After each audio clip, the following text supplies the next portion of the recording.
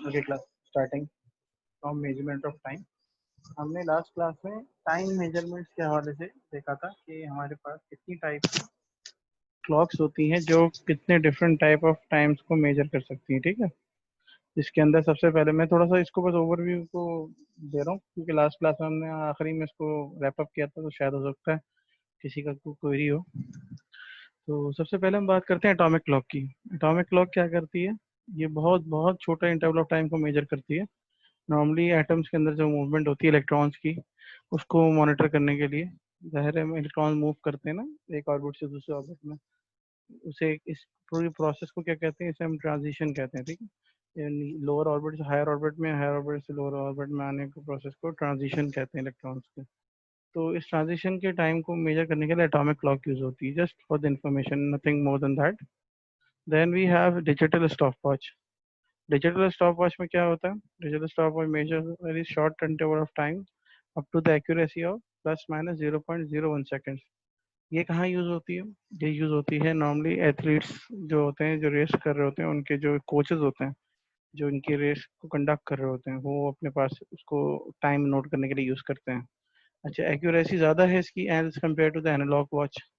ठीक है, analogue stop watch में क्या होता है? इसके अंदर एक नीडल मूव कर रही होती है। डिजिटल में क्या होता है?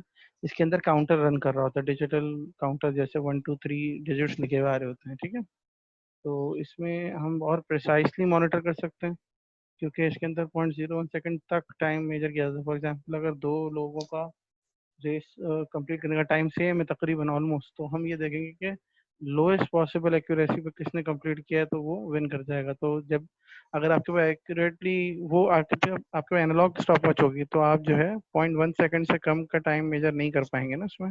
हो सकता है किसी ने इस इतने इससे भी कम डिफरेंस के साथ रेस कंप्लीट की है दो लोगों ने, तो फिर वो 0.01 सेकंड वाली वॉच जो कि डिजिटल स्टॉप वॉच है वो वहाँ यूज होती है। सिर्फ इनकी एक्यूरेसी में डिफरेंस है, बाकी मेजरमेंट सही एक ही तरह से होती है।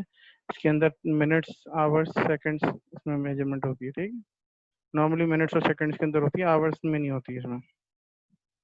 फिर तीसरी बात हमने की थी टिकर टेप टाइमर की। टिकर टेप टाइमर एक स्पेशल किस्म की जो है टाइम मेजरिंग डिवाइस हुआ करती थी, ऑब्सोलीट हो चुकी है।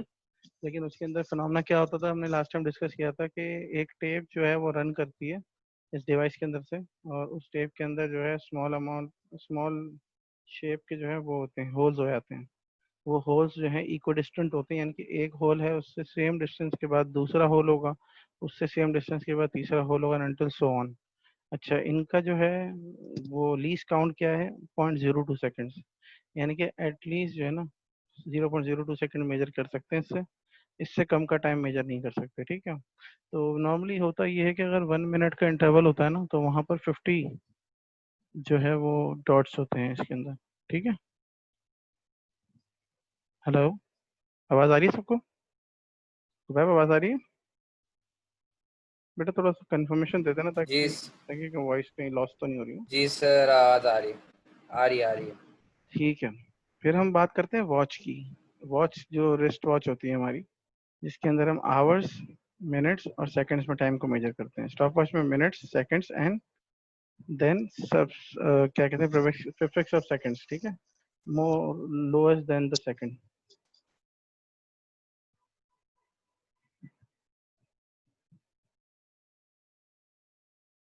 बेटा वो detail explanation point of view से, ये मैं तो आपको एक्सप्लेन कर रहा हूँ ना मैंने यहाँ पर, क्योंकि इसमें कंसाइज इसलिए लिखा हुआ सवाल क्योंकि यहाँ जो पेपर पॉइंट ऑफ व्यू से हम बात कर रहे हैं ना, तो ये नोट्स तो जाहिर है बुक से वो है ना, कॉम्पैक्ट है ना बुक में, तो इसीलिए है कि बुक पढ़ें आप तो आप खुद से स्टडी कर पाएं। और हम ये जो कंप्राइज इसलिए करते हैं कि आपको पेपर में जो लिखना क्या है उसके हिसाब से हम यहाँ बना के देते हैं ना नोट्स। तो नोट्स ये तो फिक्स नोट्स नहीं है, नहीं तो मैंने बनाए तो कोई और कुछ और बना रहा होगा। लेकिन बुक में क्या है, कंप्लीट डिटेल होती है। मैं इसीलिए इतनी टाइम लगा के उसको एक्सप्लेन भी कर रहा हूँ ना, इसमें क्या फिनोमेना होता है, कैसे यूज होता है। ठीक है, और अगर ये वैसे इससे ज़्यादा पूछा नहीं जाता पहले, ये जाहिर है बुक्स में इसलिए कि पहले कोर्स में पूछा जाता था डिटेल में। अभी जो है आपको जितनी लिमिटेड इसका असेसमेंट होता है उसे आपसे इसकी नॉलेज दे रहा हूँ। और बात ये है कि मैंने लास्ट टाइम आपको इसकी फिगर भी दिखाई थी कि इसकी डिफरेंट काइंड ऑफ फिगर्स को आप रेफर कर सकते हैं कि आपके सामने पेपर में कभी आए तो आप समझ पाएँ कि किस तरह का होता है ना ये इंस्ट्रूमेंट। ठीक है, वॉच में, पेंडुलम क्लॉक में, इन सब में क्या होता है? Pendulum clock basically wall clock को ही रेफर कर रहे हैं हम यहाँ पे। इसमें क्या होता है, लॉन्गर इंटरवल्स को मेजर करते हैं आवर्स, मिनट्स और सेकंड्स में, इससे छोटा इसमें देख नहीं सकते हम, ना रिक्वायरमेंट होती है हमारी। अच्छा, फाइनली लास्ट है रेडियो एक्टिव डिके क्लॉक।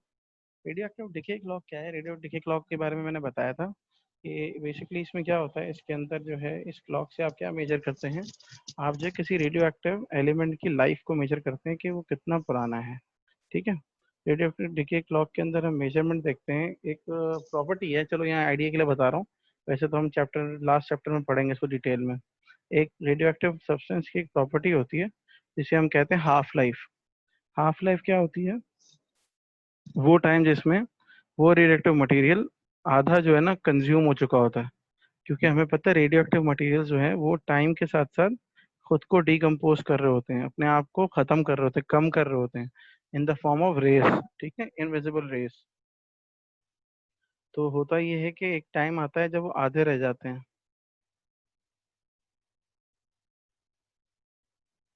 एक सेकंड होल्ड करना बेटा, मैं जरा एक बच्चे को रिप्लाई कर दूं।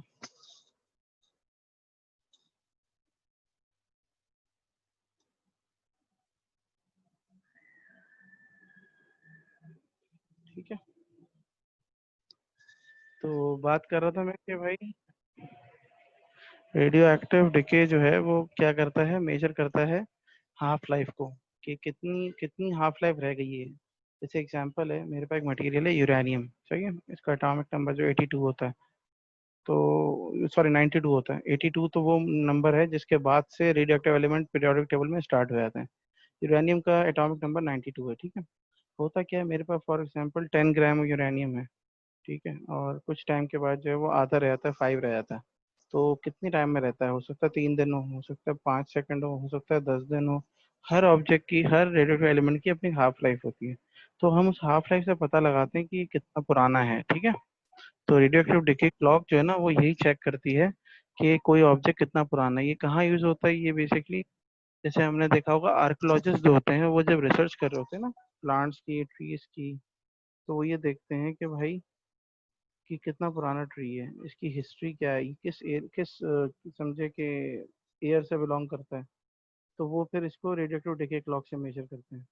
इसी तरह कभी कोई ह्यूमन बॉडी होती है, उसको चेक करना होता है कि भाई वो कितनी पुरानी है, कहीं से मिलेगी। फॉर एग्जांपल कहीं किसी का स्केलेटन मिल रहा है कहीं पे रिसर्च करते वक्त, तो वो आप चेक कर सकते हैं, अच्छा ये 1600 16 सेंचुरी का है। तो वो क्या होता है कि ह्यूमन बॉडी के अंदर भी ना एक कार्बन एलिमेंट होता है, कार्बन आइसोटोप, 14 नंबर। कार्बन का वैसे क्या नंबर होता है? 12 होता है ना एटॉमिक नंबर, लेकिन कार्बन का एक आइसोटोप होता है। आइसोटोप का आइडिया है आपको में किसी को? तो बैब सवाहत, आइसोटोप का आइडिया केमिस्ट्री में पढ़ा है कभी?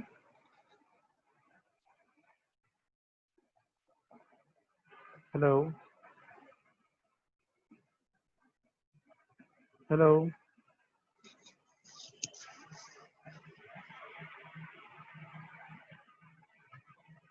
अच्छा, क्या होता है कुछ बताओगे जरा, ताकि मुझे पता चले आपका कॉन्सेप्ट सही है नहीं इस हवाले से। आपका माइक खराब है क्या सवाल?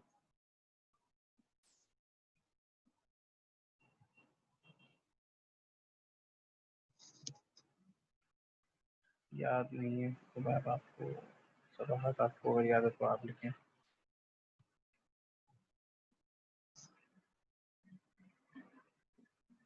Yes, different number of neutron, very good.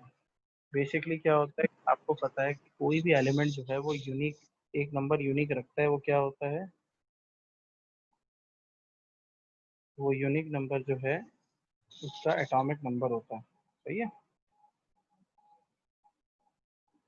एक सेकंड बेटा, ये अंश ज्वाइन नहीं कर पा रहा।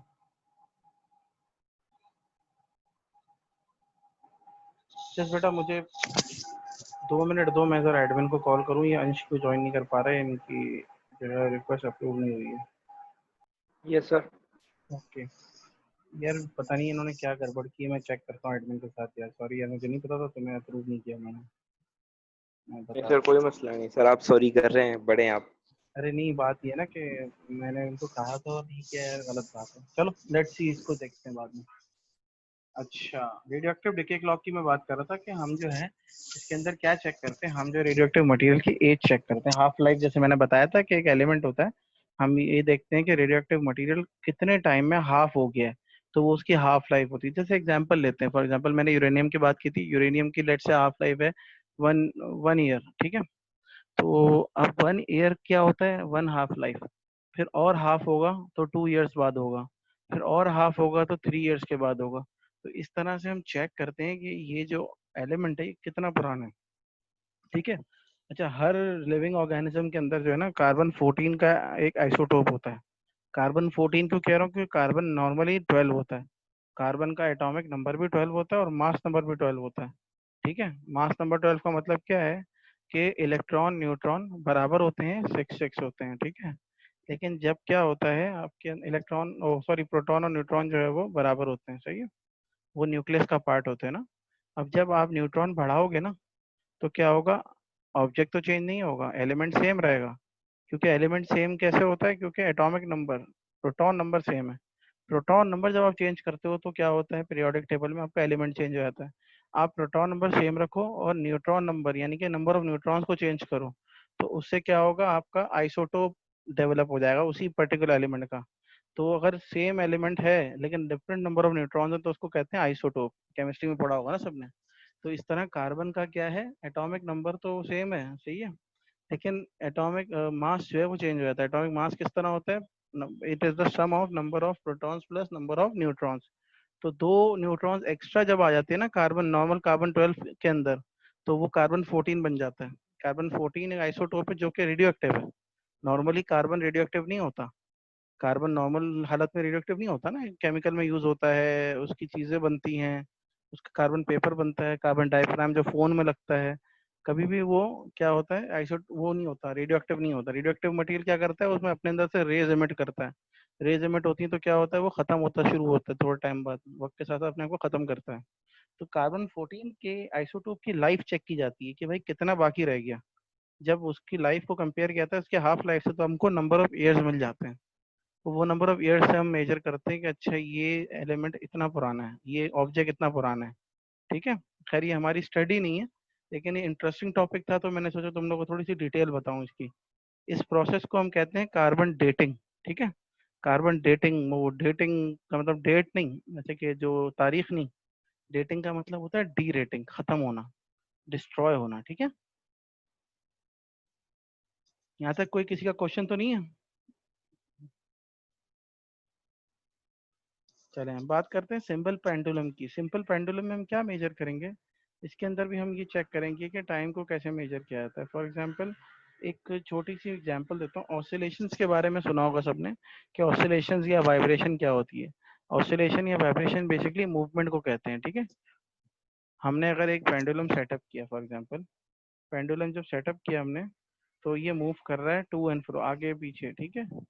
ये टू एंड फ्रो मूव कर रहा है, इसके साथ एक बॉब कनेक्टेड है। पेंडुलम कैसा होता है, एक फिक्स सपोर्ट होती है, एक थ्रेड होती है, स्ट्रिंग कहते हैं जिसको, और एक जो है बॉब होता है मेटल का। बॉब का कोई ना कोई मास होता है, सही है।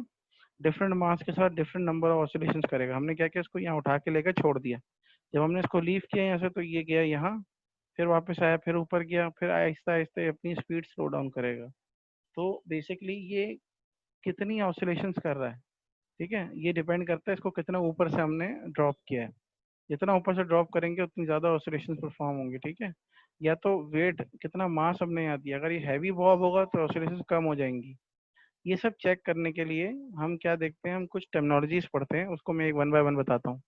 सबसे पहले हम ऑसिलेशन की बात करते हैं। One complete round trip of a pendulum is called oscillation. Complete round trip क्या होता है, जहाँ से लीव किया, ड्रॉप किया ए पोजीशन से, पोजीशन ए से ड्रॉप किया, तो यहाँ से पहले पोजीशन ओ पे आया, फिर बी पे गया, फिर ओ पे आया, फिर ए पे आया जब। सर। जी। सर मुझे एक बात पूछनी थी कि जो हमारी जो कोर्स बुक है फिजिक्स की, उसमें हम्म। सर ये चैप्टर है, उसमें ये सब चीजें दी नहीं हुई सर। तो अगर नहीं कौन दी सा हुई तो वाला है? सर ये एग्जाम में आ सकती है? हाँ हाँ भाई, यहाँ तो वो चीजें भी हैं जो एग्जामिनर ने वैसे पूछ ली तो भी हमने इंक्लूड किया हुआ है। तुम एक बात बताओ, कौन सी कोर्स बुक रेफर कर रहे हो? देखो फिजिक्स की 2 3 कोर्स बुक है, फिजिक्स मैटर्स तो नहीं देख रहे हो? नहीं सर, फिजिक्स मैटर्स नहीं, हमारी एक दूसरी है सर। अच्छा देखिए, वो सारी है रेफरेंस बुक्स, सही है, वो इंडोर्स बुक्स होती हैं। फिर कोर्स जी के अंदर जो है ना, आप सिलेबस देखा करो, सिलेबस में ये सारी चीजें होती हैं। फिर कभी कभार कुछ चीजें जो है ना रिलेटेड आप आपसे पूछ भी लाती है ना पेपर में, तो इसलिए हम उसको रखते हैं एज अ कोर्स कंटेंट, क्योंकि यार ये ना हो ना कि आपको एक सरप्राइज मिले, ऑलरेडी एग्जामिनर पूछ चुका है कोई चीज, आपके लिए वो सरप्राइज हो जाएगा, और आपके साथ जो सरप्राइज आएगा वो नए बच्चों के लिए कोर्स हो जाएगा। ठीक है। सही।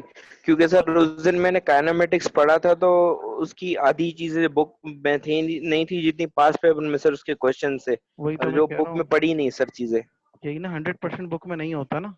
अभी सवाद भी क्वेश्चन करनी थी कि वो डिटेल में दिया होता वहाँ टिकर टेप टाइमर, तो वो क्या होता है कि हर ऑथर अपने हिसाब से बुक तो डिजाइन कर लेता है, कोई डिटेल दे देता है, कोई नहीं देता है। हमें तो पेपर के हिसाब से देखना है ना, पेपर में एग्जामिनर किस तरह की चीज ज्यादा पूछ रहा है। तो जिस चीज में एग्जामिनर डिटेल ज्यादा दी होगी ना, आप आगे जाके देखोगे मैंने उसके पूरे पूरे एक्सपेरिमेंट भी यहाँ लिखे हुए हैं। जहाँ पे 4 नंबर का एक्सपेरिमेंट पूछता है ना एग्जामिनर, तो वो हमने पूरा एक्सपेरिमेंट एज इट इज लिख दिया, ताकि आपको वही वही वहाँ कॉपी कर देना है, ताकि सोचना ना पड़े ना, पेपर के टाइम सोचना है उस पे होता है जो नई चीज होती है। तो मैं कह रहा था कि देखो, ऑसिलेशन सही। यहाँ से स्टार्ट हुई, यहाँ गया बॉब, फिर बी पे गया, फिर ओ पे आया, फिर ए पे गया। जब वापस ए पे आया ना, तो क्या हुआ, एक कंप्लीट ऑसिलेशन, वन एक ऑसिलेशन रिकॉर्ड होगी। फिर जाएगा, फिर आएगा ए पे, तो एक सेकंड ऑसिलेशन रिकॉर्ड होगी। फिर ए से ओ, ओ से बी, बी से ओ, फिर ए तक आएगा तो थर्ड ऑसिलेशन रिकॉर्ड होगी। ठीक है। इनको ऑसिलेशन से वाइब्रेशन कहते हैं। अब क्या हुआ, एग्जाम आपने क्या किया, एग्जाम के अंदर लेट से आपके पास प्रैक्टिकल है, तो ऑल्टरनेटिव प्रैक्टिकल में ही सिनेरियो दिया हुआ है, तो आपको कहा जाएगा कि भाई आप 20 ऑसिलेशन रिकॉर्ड करें और टाइम पीरियड फाइंड करके दें। टाइम पीरियड क्या होता है, टाइम पीरियड बेसिकली टाइम होता है एक ऑसिलेशन कवर करने के लिए कितना टाइम लगा। ठीक है। टाइम पीरियड क्या होता है, एक ऑसिलेशन कवर करने के लिए कितना टाइम लगा। अब एक ऑसिलेशन को आप रिकॉर्ड बहुत इजीली नहीं कर सकते, क्योंकि बहुत तेजी से पेंडुलम मूव कर रहा होगा ना। तो इसके लिए हम क्या करते हैं, हम 10-20 ऑसिलेशन रिकॉर्ड करते हैं, उनका टाइम रिकॉर्ड करते हैं। फॉर एग्जाम्पल मैंने यहाँ से ड्रॉप किया, और 1 2 3 4 लेट से 10 तक मैंने रिकॉर्ड कर लिया, 10 ऑसिलेशन हुई, मैंने स्टॉप वॉच ऑफ कर दी अपनी। तो मैंने देखा कि अच्छा 20 सेकंड रिकॉर्ड हुए हैं, यानी कि 10 ऑसिलेशन 20 सेकंड में बनी है। ठीक है। तो मैं क्या करूंगा, एक ऑसिलेशन का टाइम निकालने के लिए क्या करूंगा, डिवाइड कर दूंगा, है ना, 20 डिवाइड बाय 10 कर दूंगा, तो मुझे एक ऑसिलेशन का टाइम मिल जाएगा। ठीक है। इसको कहते हैं टाइम पीरियड। टाइम पीरियड की डेफिनेशन क्या है, time taken by a pendulum to complete one oscillation. यहाँ देखो, time taken by a pendulum to complete one oscillation. तो अब वैसे ढूंढने जाओगे तो आपको एक ऑसिलेशन का टाइम नहीं रिकॉर्ड होगा, इसलिए हम तो ज्यादा निकाल लेते हैं, divide by number of oscillation कर देते हैं। ठीक है। अब हम एक और टर्मिनोलॉजी यहाँ देखते हैं, वो टर्मिनोलॉजी क्या है, वो है फ्रीक्वेंसी। फ्रीक्वेंसी के बारे में आप सबने बहुत अक्सर सुना होगा रेडियोस वगैरह पे, कि रेडियो की फ्रीक्वेंसी 100 मेगाहर्ट्ज है, इसकी 101 मेगाहर्ट्ज है, जो जो उसकी फ्रीक्वेंसी होती है वही उसके स्टेशन का नाम होता है। तो फ्रीक्वेंसी क्या होती है, फ्रीक्वेंसी हमेशा होगी वेव के अंदर। जब वेव या ऑसिलेशन बनेगी ना, वाइब्रेशन क्या है, ये वेव है ना, बेसिकली एनर्जी कैरियर है। वेव बनी, इसको कभी प्लॉट करोगे ना इसका ग्राफ, तो अप डाउन का ग्राफ बनेगा। इसके अंदर टाइम पीरियड होता है, इसके अंदर फ्रीक्वेंसी होती है। हम ये बहुत डिटेल में पढ़ेंगे चैप्टर में, जब हम जनरल प्रॉपर्टीज ऑफ वेव को पढ़ेंगे। यहाँ सिर्फ आपको सिर्फ आइडिया के लिए बता रहा हूँ, इसको याद ना भी रहे तो अभी कोई मसला नहीं है। ठीक है। इसका सवाल आएगा जनरल प्रॉपर्टीज ऑफ वेव के अंदर, जो आगे हमारा चैप्टर है, चैप्टर नंबर 13। अच्छा, फ्रीक्वेंसी क्या होती है, फ्रीक्वेंसी है, it is the number of oscillations completed in 1 second. जरा गौर से सुनना, number of oscillations completed in 1 second. यहाँ पे क्या हो रहा है, यहाँ पे कांस्टेंट क्या है, 1 सेकंड कांस्टेंट है, नंबर ऑफ ऑसिलेशंस अननोन है। यहाँ क्या था टाइम पीरियड में, टाइम पीरियड में वन ऑसिलेशन कांस्टेंट था, टाइम टेकन इज अननोन। ठीक है। तो ये दोनों एक दूसरे के क्या है, रेसिप्रोकल है। टाइम पीरियड में क्या होता है, time taken by pendulum to complete one oscillation fix कर दिया है कि एक ऑसिलेशन कंप्लीट करने में कितना टाइम चाहिए होगा, ये यहाँ पर हमें फाइंड करना है, या अननोन है ना। तो टाइम पीरियड का यूनिट क्या होगा, सेकंड्स, क्योंकि टाइम है। फ्रीक्वेंसी क्या है, फ्रीक्वेंसी कहती है कि एक सेकंड में कितनी वाइब्रेशन या कितनी ऑसिलेशन हो रही है, ये बताइए। ठीक है। यानी कि एक सेकंड का टाइम गुजरा है, ऑसिलेशन कितनी हो सकता है, कोई भी आधी ऑसिलेशन हुई हो, कभी दो हो जाए, कभी एक हो जाए, तो वो उसकी फ्रीक्वेंसी कहलाती है। फ्रीक्वेंसी का यूनिट क्या होता है, हर्ट्स, HERTZ। इसको लिखते किस तरह है, capital H small Z, hertz. अगर आपने कभी सुना हो ना, हर्ट्स में फ्रीक्वेंसीज होती हैं, megahertz, gigahertz, kilohertz. आपने कभी अगर अपने प्रोसेसर के बारे में पढ़ा होगा, कंप्यूटर के अंदर प्रोसेसर्स होते हैं, तो हम कहते हैं कि भाई ये 4 गीगाहर्ट्ज का प्रोसेसर है। तो ये क्या होता है प्रोसेसर? वो बेसिकली प्रोसेसर के अंदर एक क्वार्ट्ज क्रिस्टल होता है जो वाइब्रेट करता है। वाइब्रेशन की ही फ्रीक्वेंसी होती है। जब भी कोई चीज वाइब्रेट करेगी ना, तो उसके अंदर टाइम पीरियड फ्रीक्वेंसी सब आ जाएंगी, क्योंकि वो क्या हो जाती है, वेव बन जाती है। यहाँ पर भी क्या हो रहा है, यहाँ पे बॉब जो है आपका वाइब्रेट कर रहा है, ऑसिलेट कह रहा हूँ ना उसको, ऑसिलेशन या वाइब्रेशन एक ही चीज का नाम है। तो फ्रीक्वेंसी और टाइम पीरियड में किसी का कंफ्यूजन है, या एक्सप्लेन करूँ कुछ अगर कंफ्यूजन है तो?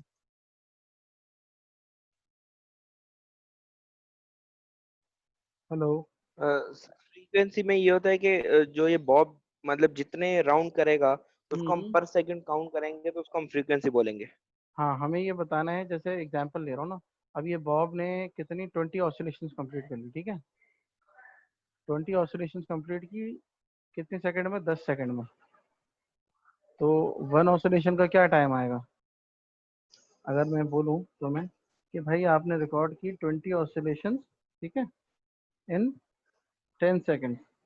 अगर मुझसे कोई पूछे कि भाई वन वन ऑसिलेशन का टाइम पीरियड, टाइम बताओ कितना है, तो 1 ऑसिलेशन जो है वो मेरी हो जाएगी 10 अपॉन सर आपकी 20। आवाज बहुत कट हो रही है।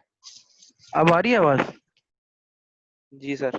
हाँ, मैं कह रहा हूँ 20 ऑसिलेशन तुम्हारी हुई 10 सेकंड में, तुमने स्टॉप वॉच ऑन की और देखा 20 ऑसिलेशन मेरी जी 10 सेकंड में रिकॉर्ड हो रही है।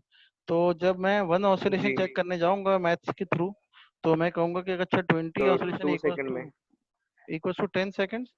तो मैं डिवाइड कर दूंगा ना वन ऑसिलेशन को, 1 oscillation equals to zero hmm, point five second ना।